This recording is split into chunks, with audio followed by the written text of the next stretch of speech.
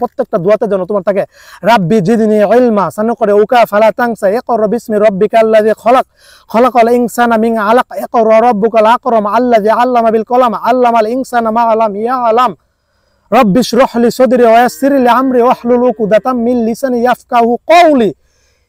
আসসালামু আলাইকুম। Doctor consultancy থেকে আমি আসাদুল্লাহ টিভি.বিডি ইউটিউব চ্যানেল থেকে আসাদুল্লাহ কনসালটেন্ট আছি তোমাদের সাথে এমবিবিএস ফোর্থ ইয়ার। আজকে খুবই গুরুত্বপূর্ণ একটা বিষয় নিয়ে আলোচনা করব। তোমরা দেখো যে তোমরা যারা এবার মেডিকেলে ভর্তি হয়েছো হবা, তো দেখো মেডিকেলের মতো একটা সেক্টরে এখানে লেখাপড়া হিউজ পরিমাণ পড়ালেখা, এমনকি অনেক কঠিন টার্মোলজি, তারপরে মেডিকেল যে ইয়াগুলি, তো অনেকগুলি পড়া, অল্প সময়ে তোমার প্রচুর পড়া পড়তে হবে। তো এখানে আসলে দেখতে পারতেছো জ্ঞানের কি একটা মূল্য। দেখো মেডিকেল সেক্টরে যারা ডাক্তার হয়, মেডিকেল সম্পূর্ণ সেক্টরটিতে মেধার মূল্য হচ্ছে শূন্য, জিরো মেধার মূল্য। এখানে মেধার কোনো মূল্যই নাই, বুঝতে পারছো? তুমি বিগত 12 বছর কী করছো এসব দেখার বেল নাই। এখন মেডিকেলে মেধার কোনো মূল্যই নাই। এখানে একমাত্র একটা জিনিসের মূল্য আছে, সেটা হচ্ছে পরিশ্রমের। যে পরিশ্রম করবে সে পাস করবে, যে পরিশ্রম করবে সে জানতে পারবে। সুতরাং মেধার এখানে মূল্য নাই, বুঝতে পারছো? পরিশ্রম যে করবে সেই, আমি এটা বিশ্বাস করি, বুঝতে পারছো? এখানে মেধার আমার কিছু না, যদিও অনেক কিছু মুখস্থ করা লাগে, এটা তো আছে, সবই মুখস্থ করা লাগে। এক হচ্ছে মেডিকেল টার্ম, ইংলিশ ভার্সন। তো এখন বিষয় হচ্ছে, তোমরা দেখো আমরা যারা মুসলিম, তো আমাদের পবিত্র কোরআন কিন্তু পবিত্র কোরআন শরীফে আমাদের জীবন সমস্যার সকল কিছু সমাধান দেওয়া আছে পবিত্র কোরআনে, বুঝছো? এটা হচ্ছে সর্বসময়ের সর্বকালীন সর্বযুগের জন্য, এটা হচ্ছে কোরআন শরীফটা হচ্ছে তোমার সর্বজনীন, বুঝতে পারছো? এটা সর্বকালের সর্বশ্রেষ্ঠ একটা পবিত্র আল কোরআন। তো এটাতে সকল সমস্যাগুলি সমাধান দেওয়া আছে। এখন দেখো যে আমি কি করি, এগুলি নির্দিষ্ট কোনো আমল না।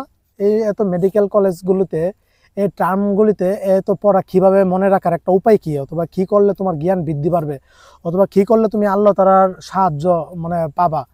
দেখো যে কোরআন শরীফের সূরা তহার 114 নম্বর আয়াতে সেখানে বলা হচ্ছে যে রাব্বি জিদনি ইলমা, অর্থ হচ্ছে হে আমার পালনকর্তা আমার জ্ঞান বাড়িয়ে দিন। এটা তুমি বেশি বেশি করে পাঠ করবা, বুঝতে পারছো? এটা হচ্ছে বেশি বেশি করে পাঠ করলে তোমার জ্ঞান সত্যি সত্যি বেড়ে যাবে, বুঝতে পারছো? মুখের জড়তা দূর হয়ে যাবে, জ্ঞান বেড়ে যাবে, বুঝতে পারছো? তো দেখো যে সূরা তহার আরেকটা যে আয়াত 25 থেকে নিয়ে 28 নম্বর আয়াতে আল্লাহ তাআলা কি বলছেন, সেখানে বলতেছেন যে রব্বি ইশরাহ লি সাদরি ওয়া ইয়াসসির লি আমরি ওয়াহলুল উকদাতাম মিন লিসানি ইয়াফকাহু কওলি। এটা অর্থটা কি? এটার অর্থটা কি? এটার অর্থটা হচ্ছে যে হে আমার পালনকর্তা, আপনি আমার বক্ষ প্রশস্ত করে দেন, আমার কাজকে আপনি অতি সহজ করে দেন, এবং আমার মুখের জড়তা আপনি দূর করে দেন, যেন তারা আমার কথা বুঝতে পারে। কোরআন শরীফ এই সূরার আয়াত অর্থটা তো বুঝো, শানে নজরুল জানেন কিনা জানো না। এই যে তোমার এই মুসা আলাইহিস সালাম কিন্তু, হযরত মুসা আলাইহিস সালাম কিন্তু একটু তুতলা টাইপের ছিল, মুখের জড়তা ছিল, কথা বলতে তোমার কথা ওইভাবে স্পষ্ট বলতে পারতো না, বুঝতে পারছো? কেন? ওই যে ছোটবেলায় যে ফেরাউনের কাছে ফেরাউনের যে রাজ্যে যে একসময় পরীক্ষা করেছিল যে এটা আগুন নাকি স্বর্ণ, কোনটাতে ধরবে, এটা পরীক্ষা করতেছিল। কিন্তু মুসা আলাইহিস সালাম কিন্তু আগুনে দইটা আগুন মুখে দিয়ে দিয়েছিল, বুঝতে পারছো? স্বর্ণতে কিন্তু ধরেনি। তখন থেকে মুখটা জিহ্বাটা পুড়ে গিয়েছিল, তখন থেকে কথাটা স্পষ্ট ওইভাবে বলতে পারে না। তখন এই আয়াতের অর্থটা সেই মুসা আলাইহিস সালামের কে নিয়ে নাজিল হয়েছিল, কিন্তু এই আয়াতের অর্থটা বুঝতে পারছো তোমরা? বাংলাতে আমি বলে দিলাম, হে আমার পালনকর্তা আমার বক্ষ প্রশস্ত করে দেন, আমার মুখের জড়তা দূর করে দিন, আমার কাজকে আপনি সহজ করে দেন, এমনকি তারা যেন আমার কথা বুঝতে পারে। আমি মেডিকেলে ফার্স্ট ইয়ারে পড়ার পরে প্রফেসরদের সামনে যখন আইটেম দিতে যাই বিছারা বুনসের, তখন হাত কাঁপতো, আর গাইমা যাইতাম, ডরাইতাম, কান্না আসতো, হাত কাঁপাকাঁপি করতো, মুখ দিয়ে যা বলতাম এরা কিছুই বুঝতো না, আমি কি বলতে চাচ্ছি কিছুই বুঝতো না, বুঝতে পারছো? তখন আমি কি করলাম, এই আয়াতগুলি আমি পাঠ করতে লাগলাম। আমার দোয়াতে মনে, যাতে আমার আমার এই দোয়াতে, প্রত্যেকটা দোয়াতে সর্বদা আমি এই আয়াত পাঠ করতে থাকি।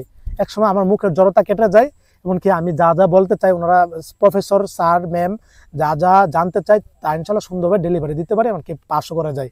যদি ফার্স্ট প্রফে এক টান্সে পাস করি, সেকেন্ড প্রফে এক টান্সে পাস করি। এই আয়াতগুলোর উপর আমল করতাম। রাব্বি জিদনি ইলমা, হে আমার পালনকর্তা আপনি আমার মেধা জ্ঞানকে বাড়িয়ে দিন। নিয়মিত পাঠ করবা, প্রত্যেকটা দোয়াতে যেন তোমার এই আয়াতগুলি থাকে, প্রত্যেকটা সময় যেন তোমার মুখে আয়াতগুলি থাকে। তারপরে হচ্ছে সূরা তোহার এই যে 114 নম্বর আয়াত, তারপরে সূরা তোহার 25 থেকে 28 নম্বর যে আয়াতটা, কত সুন্দর আয়াত, কত সুন্দর জ্ঞান বৃদ্ধির আমল, কত সুন্দর জ্ঞান, আল্লাহ তাআলা তোমার প্রতি রাজি খুশি থাকবে। তারপরে আরেকটা কি আয়াত আছে, তোমরা দেখো যে এই যে কোরআন শরীফ নাজিল হয়েছে, এই কোরআন শরীফ সর্বপ্রথম 5টা আয়াত নাজিল হয়েছে। সেই 5টা আয়াতে আল্লাহ তাআলা তোমার কি বলছে, ইকরা বিসমি রাব্বিকাল্লাযী খলাক, পড়ো তোমার পালনকর্তার নামে যিনি সৃষ্টি করেছেন।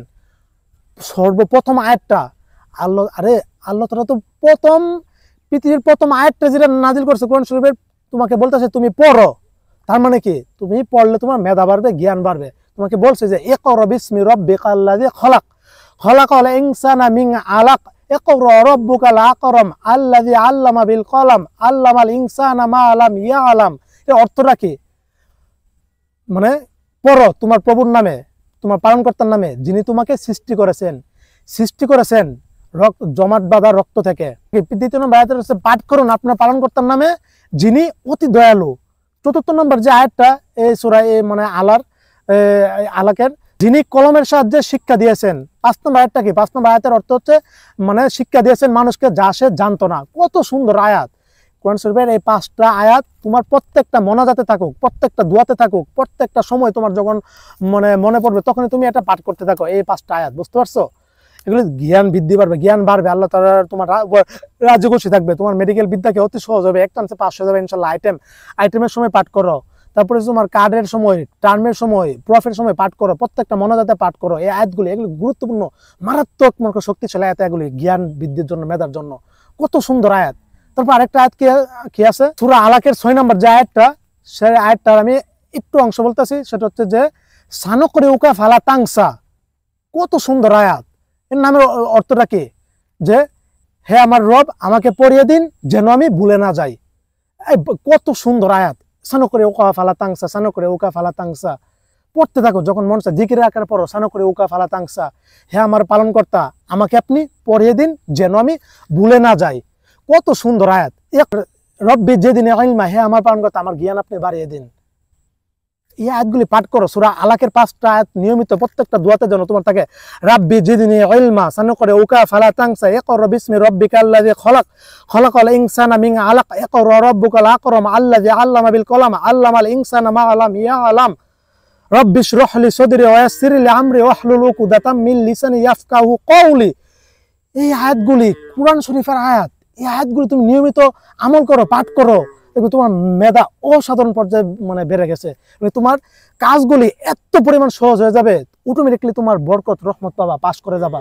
কত সুন্দর আয়াত। আমি অর্থ সহকারে কিন্তু তোমাদেরকে বিশ্লেষণ বর্ণনা করে দিলাম। আমি এগুলি প্রত্যেকটা দোয়াতে আমার এই আয়াতগুলি থাকেই থাকে, আরো অজস্র আয়াত থাকে আমার, কিন্তু এগুলি আমার বিদ্যার জন্য, আমার মেধার জন্য, জ্ঞানের জন্য। এই আয়াতগুলি আমি আল্লাহ তাআলার কাছে বিশেষভাবে আমি প্রার্থনা করি, চাই।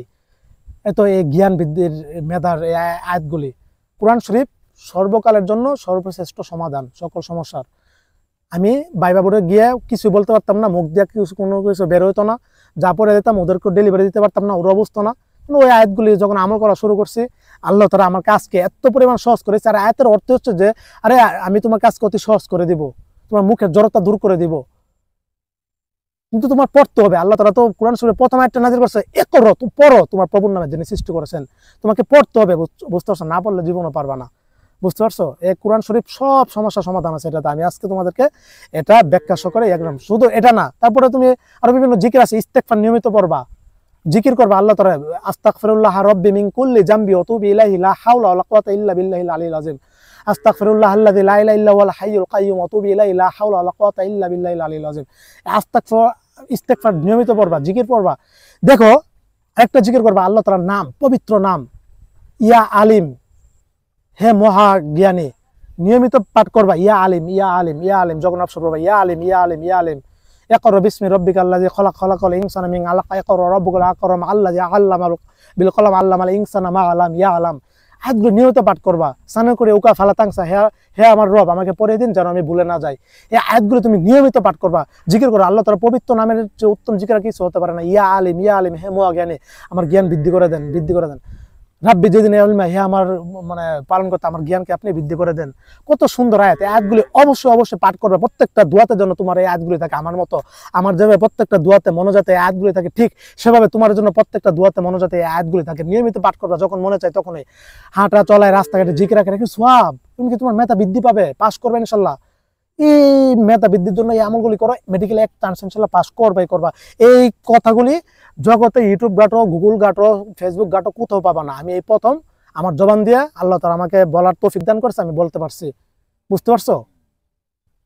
কোরআন শরীফ আয়াত, কোরআন শরীফের মতো কোনো কিছু সত্য আর জগতে কোনো কিছু না। এটা লৌহে মাহফুজে এটা সংরক্ষিত, এই কোরআন শরীফ আয়াতগুলি। সুপার কম্পিউটার মনে করি, ওটা সুপার কম্পিউটার লৌহে মাহফুজ, সবকিছু সংরক্ষিত আছে। বুঝতে পারছো? আয়াতগুলি তুমি পাঠ করো, তোমার আল্লাহ তাআলার একটা অশেষ রহমত বরকত পাবা। ডিসক্রিপশন বক্সে আমি আয়াতগুলি সহকারে দিয়ে দিব, অর্থ সহকারে, আরবি সহকারে, এগুলো পড়বা। হ্যাঁ, তো এটাই মেধার বৃদ্ধির একটা সর্বশ্রেষ্ঠ আমল। বিকালবেলা ডামুড্ডা নদীর তীর, প্রিয় একটা স্থান। এখানে আমি সময় না কাটাইলে রাত্রে পড়ালেখা হয় না, কোনো কিছু হয় না, ডিপ্রেশনে থাকি। এখানে আমি বিগত 3-4 বছর যাবত এই জায়গাটাতে আমি বসে থাকি। কি এখানে একটা বসার স্থান আর একটা ওই পাশে, এখানে দুইটা ইটা বাট আছে, একটা এখানে একটা এখানে। সামনে কার্তিকপুর ব্রিজ, ব্রিজের ওইখানে মাঝে মধ্যে যাই, ওখানে অনেকদিন পর পর যাই, মাসে 1-2 বার সাইকেল দিয়ে আসা যাওয়া করি। বসে থাকি একলা একলা। আমি একাকিত্বকে ভালোবাসি, একলা একলা থাকি। বুঝছো? একাকিত্ব, একা থাকবা, একাকিত্বকে ভালোবাসবে। একাকিত্ব থাকলে মানুষের জ্ঞান বাড়ে, মানুষ একটা অন্যভাবে নিজেকে আইডিয়া করে, নিজের মানে যা তো অন্যরা কল্পনা করে না তা নিয়ে কল্পনা করে। একাকিত্ব থাকবা। দেখো বিখ্যাত যারা বিজ্ঞানী ছিল, আমার শ্রেষ্ঠ বিজ্ঞানী হচ্ছে কে জানো?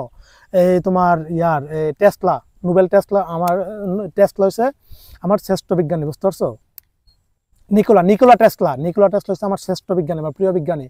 প্রায় 300-এর বেশি আবিষ্কার করে গেছে পৃথিবীতে, কিন্তু বলা হয় যে ওনাকে বলা হয় যে পৃথিবী মানে অসময়ে জন্মগ্রহণ করা একদম শ্রেষ্ঠ বিজ্ঞানী, যাকে পৃথিবীবাসী সম্মান দিতে পারেনি। প্রায় 300-র মতো আবিষ্কার করছে, বুঝছো? আবিষ্কার তৈরি করে দিয়ে গেছে। বুঝতে পারছো? উনি কিন্তু জীবনে বিয়া করেনি, একাকিত্ব থাকছে, বিয়া করেনি, নিজেকে নিয়ে ভাবছে, নিজের সৃষ্টিকর্মকে নিয়ে ভাবছে, আবিষ্কারকে নিয়ে ভাবছে। এই এক একটা আবিষ্কার জন্য এক একটা তোমরা যে মেডিকেল আসতেছে, এক একটা মেডিসিন তৈরি করার জন্য এক একটা বিজ্ঞানী এক একটা জীবন, পুরা জীবন মানে একদম শেষ করে দিয়েছে। বুঝছো? এই একটা মেডিসিন তৈরি দিয়ে গেছে, একটা মেডিসিন দ্বারা এখন কোটি কোটি মানুষ কি মৃত্যুর হাত থেকে বেঁচে যাচ্ছে। এভাবে এক একটা মেডিসিন, এক একটা বিজ্ঞানীরা, এক একটা গবেষকরা, এক একটা ডাক্তাররা পুরাটা জীবন ব্যয় করে দিয়েছে। বুঝতে পারছো? এই মেডিসিনগুলি দিয়ে এখন কত কোটি কোটি, কিয়ামত আগ পর্যন্ত কত কোটি কোটি ট্রিলিয়ন মানুষের জীবন রক্ষা পাবে। বুঝতে পারছো? ওরা নিজেকে একাকিত্ব বন্দী করে ফেলছে, সবাই একাকিত্ব। এই যে বিজ্ঞানী আইনস্টাইন, ও কিন্তু একাকিত্ব থাকতো। বিয়ার করার পরে বউকে বেশি সময় দিত না। তারপর তোমরা দেখো, যারা পৃথিবীতে একাকিত্ব থাকতো, যারা করতো, যারা নিজেকে অন্যভাবে চিন্তা করতো, যারা অসাধারণ কিছু তৈরি করে দিয়ে গেছে। তারপর দেখো যে ভারতের আমি আরেকজন ব্যক্তি, আমার সবচেয়ে মোটিভেশন, আমি যার ভক্ত মনে হয়েছে রতন টাটা। স্যার রতন টাটার ভক্ত কিন্তু আমি, স্যারের প্রচুর ভক্ত। আমি অনেক ভালোবাসি স্যারকে। জীবনে বিয়া করেনি। বুঝতে পারছো? তো বলা হয় যে এশিয়া মহাদেশের শ্রেষ্ঠ ধনী ব্যক্তি হচ্ছে স্যার রতন টাটা। বুঝতে পারছো? যদিও মুকেশ আম্বানিকে বলা হয়, কিন্তু স্যার রতন টাটা মানবিক দিক দিয়ে কাজ করতে বিদায়, মানে দান খরচ করতো, তার বিদায় 1 নম্বর নামটা জানি, কিন্তু প্রকৃতপক্ষে স্যার রতন টাটা কিন্তু পৃথিবী মানে এশিয়া মহাদেশের শ্রেষ্ঠ মনে কর ধনী। বুঝছো? কিছুদিন আগে নভেম্বর মাসে মারা গেছে, 24 সালে। একাকিত্ব, নিজেকে একাকিত্ব রাখবে। একাকিত্ব থাকলে নিজেকে অন্যভাবে চিন্তা ভাবনা করতে পারবা। এই প্যাম্পেরিতে এসব রিলেশন এসব বাদ দিয়া একটু মেডিকেল আর্টস, একটু লেখাপড়ার মধ্যে মনোযোগ দাও, লেখাপড়ায় মন দাও, এই আমলগুলি করো, বাস দেখবে ভালো অসাধারণ কিছু করতে পারতেছো। বুঝছো? এত পড়া লাগে না মেডিকেল কলেজে, মেডিকেলে আসার পরে এত পড়া লাগে না। কয়েক ঘন্টা নিয়মিত যেদিন আইটেম থাকবে, ওই আইটেমগুলি ক্লিয়ার করলে এনাফ, কাজ ওকে। বুঝতে পারছো? আর এই আয়াতগুলি অবশ্যই পড়বা, এগুলো আমল করবা। বুঝছো? অনেক বরকত পাবে ইনশাল্লাহ। তাছাড়া আরো আমল টামল তো আছে, আর বহুত আমল আছে, এগুলি বললে ঘন্টা বলতে পারবো। সব আমল করার মতো একটা আমল করলে যথেষ্ট। এগুলি আমল করো, দেখবে তোমার মেধা জ্ঞান অটোমেটিক্যালি ইনশাল্লাহ বাড়বে, এমনকি তুমি অটোমেটিক্যালি পাস করে ফেলতেছো। সব ভালো থাকো, সুস্থ থাকো, সকলের জন্য অনেক অনেক শুভকামনা রইল। আসসালামু আলাইকুম ওয়া রাহমাতুল্লাহি ওয়া বারাকাতুহু।